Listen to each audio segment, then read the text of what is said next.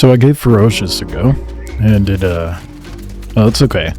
I'd like to preface this by saying that there was a warning when I booted up the game that many of the things in-game are placeholders, ranging from anything like UI, audio, to animations.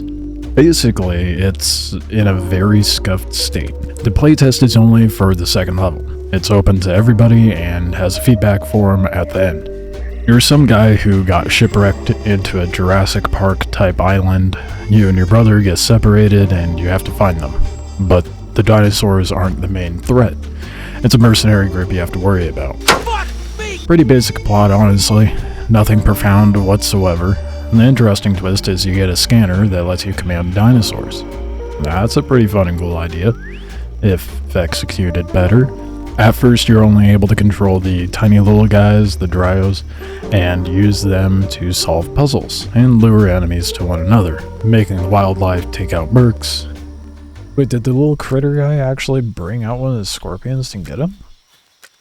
I just saw a scorpion running off. Oh cool, that makes things easier for me. Later, you get to control this guy, which will plow down anything in its path. My main issue is it's pretty jank to control. I find it would be more intuitive to show a beacon or a ring on the ground, indicating the exact spot you want them to go. Trouble is, you can just tell it to go to a wall, and depending on your line of sight, it can be pretty garbage to control. Go take the tower down, bro. The gunplay and variety of weapons are basic, but not necessarily bad. You get your standard shotty, pistol, assault rifle, SMG, sniper, grenades, you know, the usual shebang. And they all take their own type of ammo, which is pretty hard to run out of, honestly. There's ammo everywhere. Given I was playing on the hardest difficulty, I would suggest less ammo being scattered everywhere and force my hand in being more strategic. You can take a stealth approach and impale enemies with a spear without alerting anyone. I'm just gonna sneak on through, maybe not. No, you don't. I really wish I could loot spears, but the deaths are so, like, anticlimactic, and that just, I don't know why it's so funny to me. As long as the act is not done within another enemy's line of sight. Back to your pretty standard arsenal, you actually have to maintain your weapons. They can malfunction if you don't. Conveniently, there's acidic mushrooms you can find everywhere that are used to clean your arsenal. A gun malfunction can make a dicey situation more dicey, even though implemented in a basic way. Kind of giving you another reload timer, if you will, to fix the weapon. I do like the lack of a HUD, and that I actually have to check the gun to see how much ammo I have. That's a nice touch. You're also able to customize your guns at various points in the level, at a cost of scrap. This allows you to put muzzle flashes, flashlights, stocks, and different sights onto your weapon of choice. No complaints with this. Pretty basic, but decent enough. Movement's okay. There's a sliding mechanic, which is always fun, and can come in handy when trying to get out of a blast radius of a nade. Don't expect every wall to give you cover during this test, though. I've had blast damage hit me, even though there was terrain between me and the grenade. Through the wall, bro. Through the wall.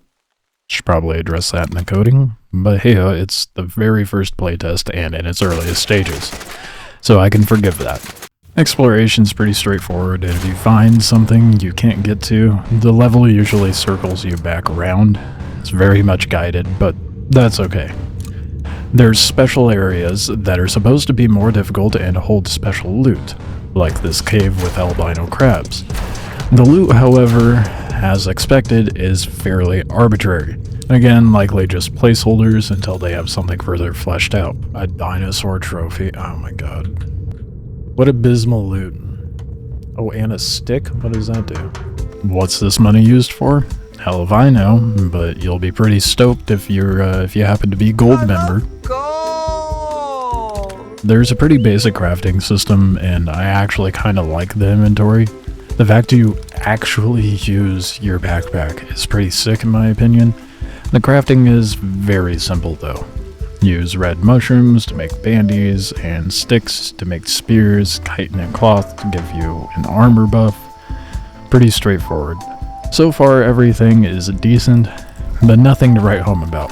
If I'm being honest, this feels like something that should have released on the PS2 20 years ago.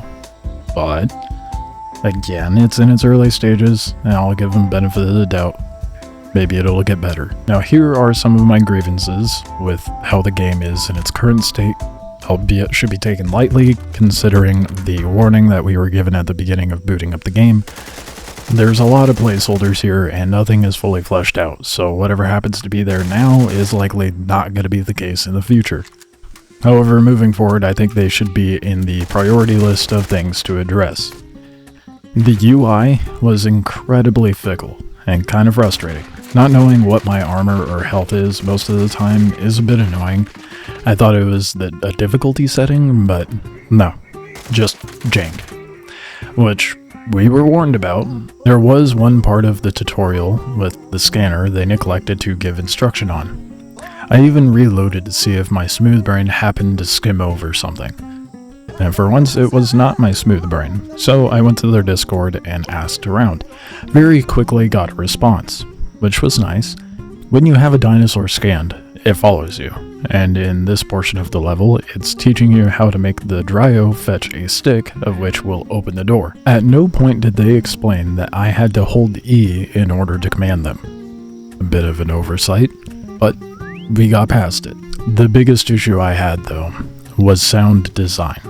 Some of it was comically bad. Like, why in the world would they ever use the default bits sound for Twitch when you go to reload after a death?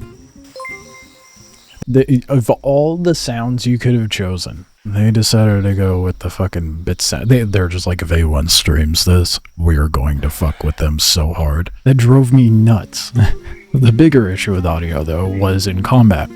It was impossible to determine where an enemy was when the voice lines would just emit within my skull, rather than giving clear indication of where that sound is coming from.